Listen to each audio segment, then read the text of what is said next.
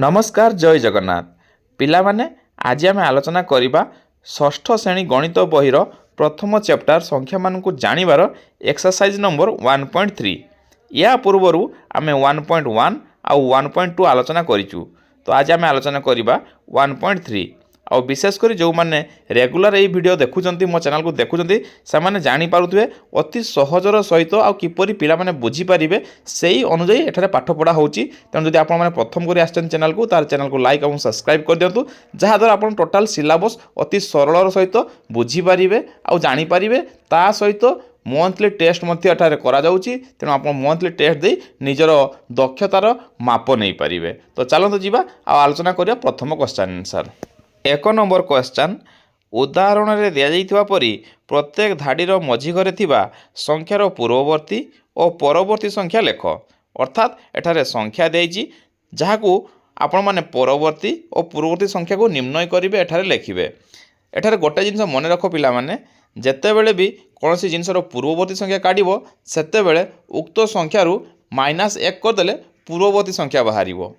ठीक सेहीपरि जितेबाला परवर्ती संख्या काढ़ पिला माने सेतेबेले उक्त संख्यार +1 करदेले परवर्ती संख्या बाहर। तेणु ये दुईटी फर्मुला निश्चित भाव मन रखिबो जहाद्वारा पूर्ववर्ती और परवर्ती रे कौन सी समस्या होब ना। तो कौन रही प्रथम पूर्ववर्ती और कौन परवर्ती चलो देखा। प्रथम से एग्जांपल देछि देखंतु एठारे लेखाई 10,000 और 10,000 पूर्ववर्ती केते ना 9,999। ठीक सेहीपरि 10,000 परवर्ती संख्या केते होबो ना 10,001। एठार तुम जानी पारथुबो जे पूर्ववर्ती रे 1 माइनस कराइछि और परवर्ती रे 1 जोग कराइछि। ठीक सेहीपरि तापर लेखाई देखो 10,090 जार पूर्ववर्ती संख्या होछि 10,089 जार परवर्ती संख्या होछि 10,091। ठीक यहीपरि भाव में जिते भी संख्या रही सबरू 1 वियोग कले पूर्ववर्ती संख्या और जोग कले परवर्ती संख्या पाइपर। तेणु एठिरे किसी असुविधा होब ना।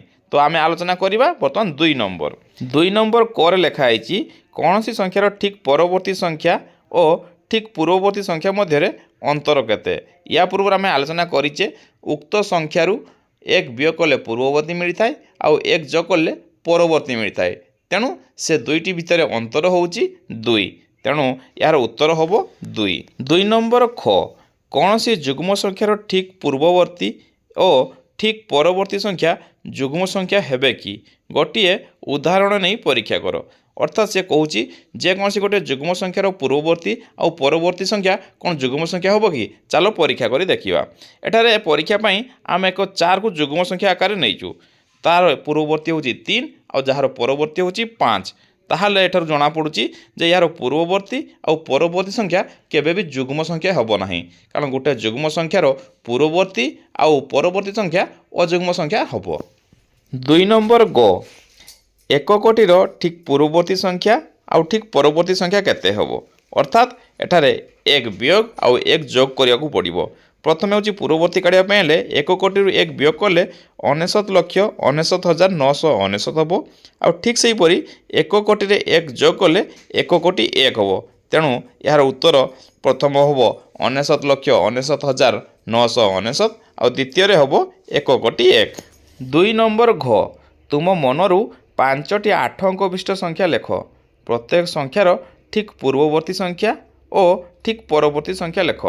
यह अति सहज तुम मैंने कर पिला माने।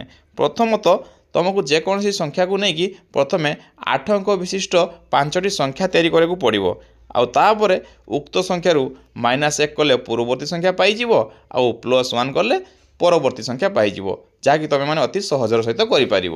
यापर आम कथा हवा 3 नंबर क्वेश्चन जार लेखा अच्छी गोटे 3 अंक विशिष्ट संख्या निय सही संख्यार ठीक पूर्ववर्ती और ठीक परवर्ती संख्या निर्णय कर। ठीक पूर्ववर्ती और ठीक परवर्ती संख्या को जोग करी जोगफल को 2 रे भाग कर कौन पाइल आउ गोटे 6 अंक विशिष्ट संख्या नहीं ठीक यही कार्य कर। तो एग्जांपल हिसाब से आम नवा कौन ना 845 एक उदाहरण संख्या नवा। 845 ठीक पूर्ववर्ती संख्या 844 और परवर्ती संख्या 846। संख्या द्वयर जोगफल 1690 आउ या 2 रे भाग कले भाग रहिबो 845। एथिरो आमे कौन बुझीपारू ना पूर्ववर्ती और परवर्ती संख्या द्वयर जोगफल को 2 रे भाग कले मध्यवर्ती संख्याटी मिले ବର୍ତ୍ତମାନ ଆମେ ଏକ 6 ଅଙ୍କ ବିଶିଷ୍ଟ ସଂଖ୍ୟା ନେଇ ଏହାକୁ ଉଦାହରଣ ରୂପେ ଏହି କାର୍ଯ୍ୟ କରିବା। ସେ ସଂଖ୍ୟାଟି ଆମେ ନେବା 2,34,573, ଯାହାର ପୂର୍ବବର୍ତ୍ତୀ ସଂଖ୍ୟା ହେବ 2,34,572 ଆଉ ପରବର୍ତ୍ତୀ ସଂଖ୍ୟା ହେବ 2,34,574। এই দুইটি সংখ্যাକୁ যোগ কলে যোগফଳ বাহারিব 4,69,146। এথিরু জনাযাଉଛି যে আমি যদি 2ରେ ইয়াକୁ ডিভাইড କରିଦେବୁ ତାହେଲେ ସେ ଭାଗଫଳ ବାହାରିବ 2,34,573, ଯାହାକୁ ଆମେ ପ୍ରଥମେ ନେଇଥିଲୁ। ଶେଷରେ ଆମେ ଏହା ବୁଝିପାରିଲୁ ଯେ ଯେକୌଣସି ସଂଖ୍ୟାର ପୂର୍ବବର୍ତ୍ତୀ ଆଉ ପରବର୍ତ୍ତୀ ସଂଖ୍ୟାକୁ ଯୋଗ କରି 2 ଦ୍ୱାରା ଭାଗ କଲେ ମଧ୍ୟବର୍ତ୍ତୀ ସଂଖ୍ୟାଟି ନିଶ୍ଚିତ ଭାବରେ ମିଳିପାରିବ। ଆଶା କରୁଛି ସମସ୍ତ ପିଲାମାନେ ଏହି ପାଠକୁ ଭଲ ଭାବରେ ବୁଝିପାରିଥିବ। ଯେଉଁମାନେ ବୁଝିପାରିନାହଁ ସେମାନେ କମେଣ୍ଟ କର, ଚେଷ୍ଟା କରି ସମସ୍ତଙ୍କ ଡାଉଟ୍ କ୍ଲିୟର କରିବା ପାଇଁ। ତା ଛଡ଼ା ଯେଉଁମାନେ ପ୍ରଥମ କରି ଆସିଛନ୍ତି ସେମାନେ ନିଶ୍ଚିତ ଭାବରେ ଚ୍ୟାନେଲକୁ ଲାଇକ୍ ଏବଂ ସବସ୍କ୍ରାଇବ୍ କରିଦିଅନ୍ତୁ। ପୁଣି ଦେଖା ହେବ ଆଉ ଗୋଟେ ଚ୍ୟାପ୍ଟର ସହ। ଜୟ ଜଗନ୍ନାଥ।